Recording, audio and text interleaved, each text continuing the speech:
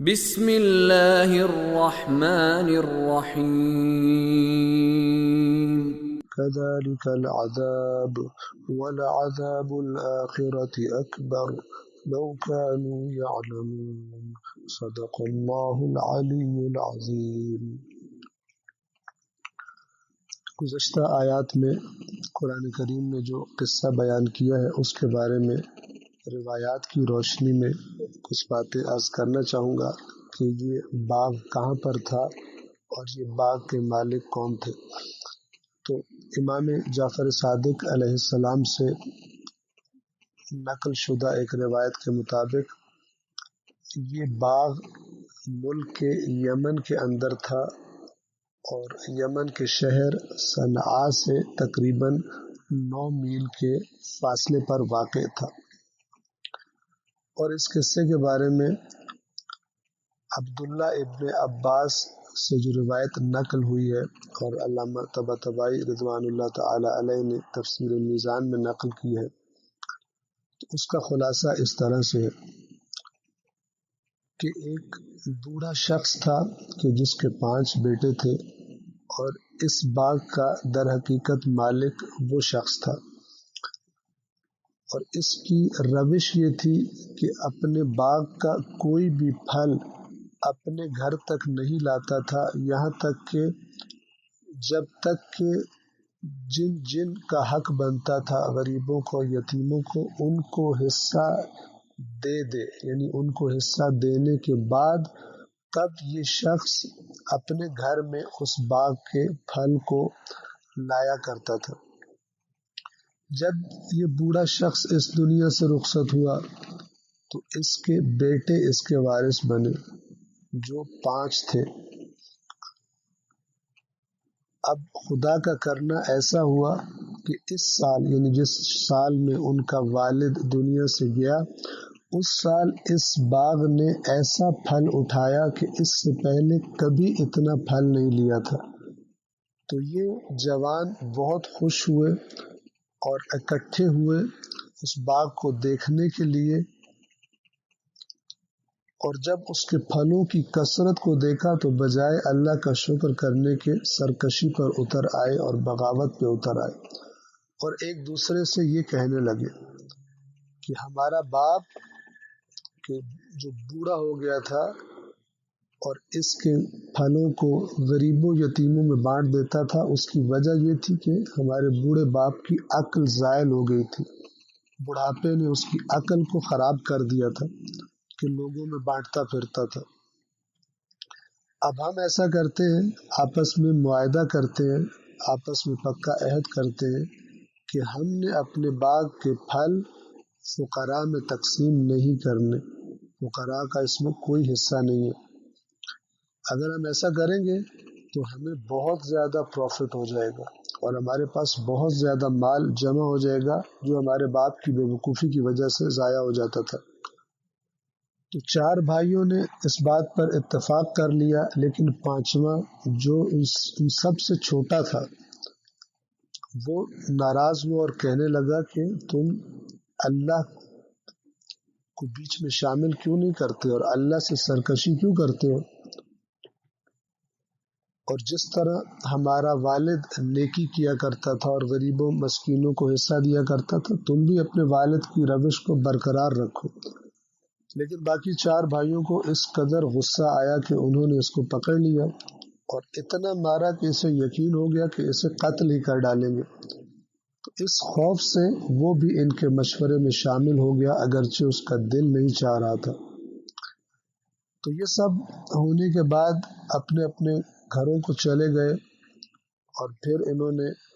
تاکید کی ایک دوسرے کو کہ صبح ہوتے ہی ہم نے جا کے اسے کاٹنا ہے، اور مطمئن ہو کر سو گئے، اور رات کو اللہ نے اس گناہ کا نتیجہ انہیں دیا اور ان کے باغ پر ایسا عذاب آیا کہ باغ سارا جل کے راکھ ہو گیا۔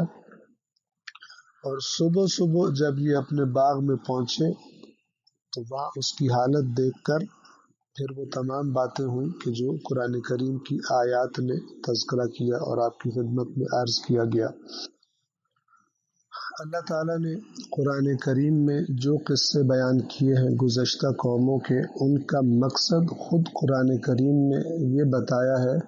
کہ ہم یہ قصے اس لیے بیان کرتے ہیں تاکہ سننے والوں کے لیے اس میں درس عبرت ہو، اور وہ خرابیاں کہ جن کی وجہ سے گزشتہ قومیں ہلاک ہوئیں، وہ خرابیاں اب تم لوگوں کے اندر پیدا نہ ہو۔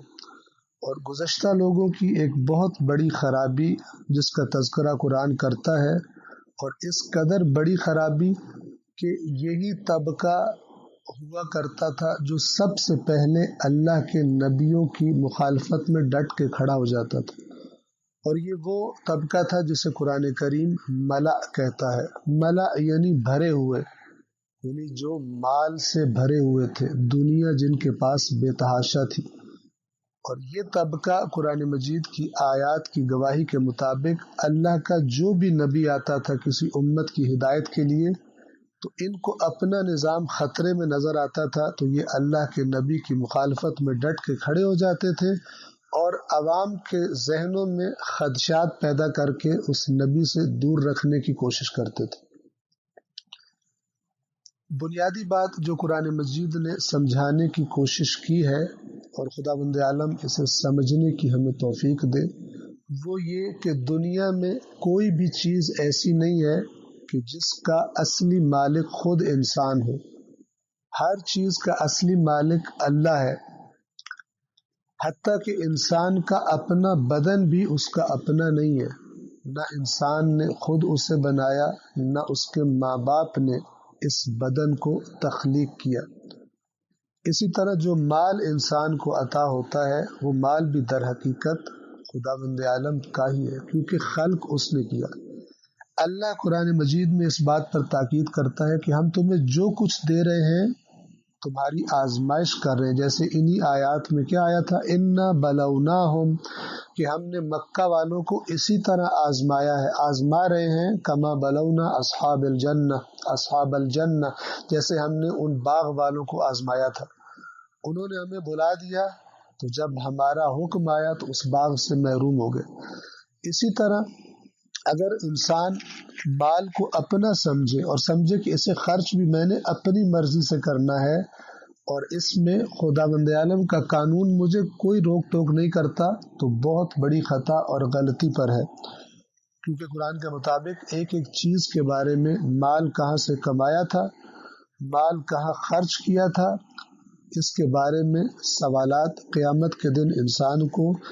کیے جائیں گے انسان سے، اور اس کا انسان کو جواب دینا پڑے گا۔ لیکن بالعموم جو دولت کی تاثیر دیکھنے میں آتی ہے، جن افراد کے پاس دولت زیادہ ہوتی ہے،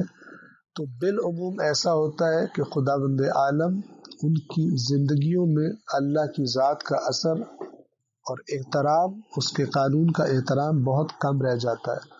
اور اپنے مال ہی کی وجہ سے اپنے آپ کو بہت زیادہ با اختیار سمجھنے لگتے ہیں کہ اپنے مال کی بیس پر، بنیاد پر جو چاہوں میں کر سکتا ہوں۔